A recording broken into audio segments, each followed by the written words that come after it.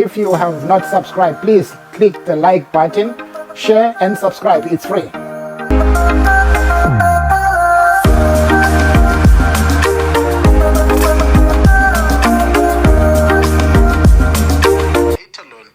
He said he would appear before the Integrity Commission, but he wanted to appear with 3 legal representatives. Yeah. And perhaps that's you know what you're saying about the truth being shut down. Should we believe what Sidney Mufamadi said? Well, the interesting thing is that the Zondo Commission seems to have been an avalanche of allegations. And Professor Siepe, and it's in this book, we wrote quite extensively at the very beginning about the Zondo Commission being not falling into the trap of being a public gallery of allegations and half-truths. But a year or 2 later, we're seeing that's exactly what has happened. So Mufamadi actually said, these things that I'm saying have to be tested. So he's bringing these half-truths, these allegations, these possibilities, not hard facts like Brian has done. And yet the newspaper headlines are selling those as truths. Yeah. And it's a tragedy because this country has got no truth. I mean, I think I said to you last time, telling the truth in the new dawn is a blood sport. It's dangerous. Yeah. And the voice is being shut out. But the state security thing is a fascinating situation because now we have people calling for the release of all these secrets, which compromise the nation.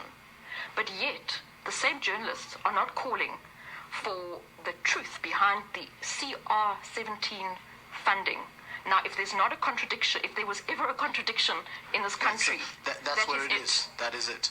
Exactly. So the CR17 documents are sealed in the courtrooms, and SANEF is not calling on those documents to be revealed, but they're calling, independent media to come clean on one of the allegations by Mr. Mufamadi, who has got a sordid past, I might add. The attack on Winnie Madikizela Mandela through his hands. Should we trust SANEF? You raise an interesting point for me when you talk about journalism in this country. And SANEF makes statement after statement about how we should perceive the media and what South Africans should do. But SANEF is just an NGO. Should we believe them? And I know you speaking as a former journalist yourself. Which role should SANEF play in the society? And do they have any credibility? Yeah, I mean, that's a very big question, and it's almost the subject for a debate in itself. But we have to understand that media in this country largely is complicit in an anti-transformation agenda. They're complicit in pushing white power and making black politics the politics of distraction. So they are not an agent of telling the truth. It's a great shame that journalism in this country is just mere propaganda. But shame on the public for accepting so readily and without any critical discourse what is fed to us day in and day out. I mean, it's a narrative that has turned the former President Jacob Zuma into a villain. Is he a villain? Why, after 15 years, has there been no hard evidence of any wrongdoing? But it's a storyline. And who was his deputy through the 9 wasted years? President Ramaphosa was the head of government business when, we hear at Zondo that the state-owned enterprises were captured and billions went missing. Where was the head of government business? He was sitting there as board chair of Glencore, as deputy president of the country, as chief of the deployment committee of the ANC. And now the president sits in some ivory tower and he says, I'm here to clean that country. Should the ANC and the NEC, for that matter, be inward looking to say, hey man, you were there? Yes, but I mean, he's being protected by all means, and such is the force of white power. I think that black politicians are playing a silly game at the moment. They're so worried about the crumbs. For instance, let's take Tegeta. Brian Malefe clearly spoke about Tegeta only having 4% of the contracts at Eskom. Yet black people and black politicians are very focused about the 4%. They go after the crumbs. And what we see within that space is almost a black-on-black violence. We're fighting for these crumbs here and there. And, I want to say something very controversial. Perhaps if black people are just fighting for the crumbs, perhaps that's all they deserve. Because they're ignoring the 96% that is controlled by whites. And we must bear in mind that Cyril Ramaphosa is representing white interests, white power. And I did not choose the title of my book incidentally. It's called Black Politics and White Power. And white power in this country is omnipotent, it's omnipresent, and they have their man in the presidential role. So I don't even think the NEC is able to fight that. And to be very honest with you, these so-called RET people, to me, are quite useless. They think that politics in this country is a game where white monopoly capital know it's a war, and they are fully in control. In this control, President Cyril Ramaphosa sits as the president of the ANC and now the president of the country. Perhaps people want to navigate towards the black cars because he appoints ministers. Is it not too much to expect the NEC to act, Kim? What is society doing? What is Parliament doing? The CR17 documents remain sealed. Mike Teke and all other funders of the CR17 campaign are getting tender after tender in this country. Load shedding is back. There's corruption on the PPEs. There's certainly corruption on the vaccines. And you know where it points back to? His friendships and his links, the links to the CR17 campaign. Shouldn't all of society say, I think it's enough? Why are we leaving that responsibility to the NEC? Well, the NEC should hold him accountable. The branches should hold the NEC accountable. But I'm seeing very little resistance to all of this. And I think I do say in my book that what we're seeing in the ANC is a social distancing from its very own people. I mean, it's now, to me, fully in the hands of white people. And I don't know that it can be saved. Perhaps the people in the NEC just feel powerless. I do believe that we can't paint everyone in the ANC in the light of serving white interests. I think there are some really good radical fighters who have the best interests of the people at heart. But I think they're just being absolutely crushed by this machinery of whiteness, the machinery of white monopoly capital. Should President Ramaphosa receive Deputy Chief Justice Raymond Zondo's report on the commission? He is implicated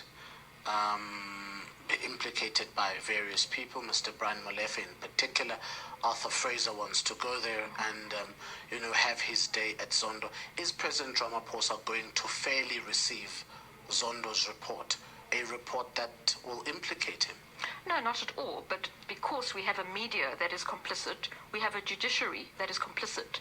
And the question that no journalist is asking is, why are these state resources being used to service the interests of a particular group of individuals and politicians? I mean, we are setting a dangerous, dangerous precedent. Okay, let's go to one of your chapters written in August 2019, and you've written this with Professor Sipho Sepe, and you say, truth may be too ghastly for Ramaphosa supporters. What do you mean by that? We did a very interesting analysis because we actually are quite empathetic to President Ramaphosa, because we say he was never really a leader, actually. He was a media creation. And I've certainly later in the book compared him to a true leader like Winnie Mandela, who was made by the people, not manufactured by business or media. So we say, here is a man who was never an A-grader, who did very little as a deputy president, who created this myth of a messiah. And what we're seeing now is that his own supporters are going through what we call the 7 stages of grief. They're realizing that this is no Messiah. They're denying it. They're going through anger. They're going through all the phases of grief as identified by a Swiss psychiatrist, Dr. Kubler-Ross. And so we're saying that they see the truth. They see it, but they don't want to see it. But the truth is that this man is not serving the ANC interests. Perhaps he's actually responsible for the final nail in the coffin of the ANC. He is not serving ordinary people. And it's too ghastly for people to see. I mean, investors have invested billions in this man. They don't want to face the truth. And that is why I think books like this are important, because it's challenging the master narrative. And pun intended on that. The master's narrative is being punted by media, by the judiciary, by ordinary people. And most of us don't even see that this is the case. So we have to. I'm very happy with what this book has done. It has disrupted the master narrative. It is starting to show the truth. And yes, I may not be the first person to say it. Scores of black people have said this before. But perhaps it doesn't matter who's saying it. The truth is that we are living in a lie. The Rainbow Nation is a white man's medicine. It's constructed to delay black liberation in this country. And yet we are intoxicated with this war cry of reconciliation. We must stop. One of the chapters I speak about, I say it's time to shut down the Rainbow Nation.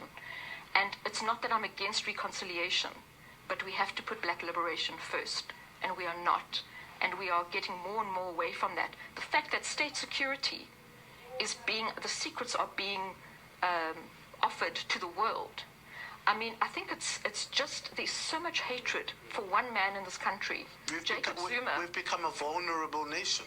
Totally. We have certainly become vulnerable. And I use this echo a lot, this preamble, this example to say, would you have Joe Biden or America say, well, CIA, tell us what you do in foreign countries. How do you manage the U.S.? Would we ever have that? And we never will. But it's happening here. You speak of the master's narrative, and this is an interesting one for me. Is SANEF, the Daily Maverick, the white school of political commentators, the Zondo Commission, ingratiating the Ramaphosa fallback, the Ramaphosa euphoria? Are they Machiavellically working to honor or to apprehend this great man? They want us to believe in him. They're selling him to us in the world. Totally. But I think at the underscore of all these people and all these bodies and these civil societies that are formed and never speak about poverty or landlessness, but go out and do marches against JZ. All these people are beholden to white power. So Cyril Ramaphosa is just an agent of white power. He's not that important. I mean, he's disposable. White people would choose somebody that they think will advance their interests. So they're probably already thinking of somebody else to replace him because he's not doing the job very well for them. He's not convincing. He's lost credibility amongst all sectors. So I actually feel sorry for this white mainstream media because they're selling something that can't be sold, actually. And at some stage, we cannot. Propaganda won't work. Was this a feeling you had many years ago when you worked for the Sowetan, or did you have knowledge of this, or when you worked in mainstream media, were you aware that you were a participant in the creation of the ideals of white monopoly capital as a white journalist practicing in South Africa? Did you have an awareness that you were building a pilgrimage for the glory of white capital?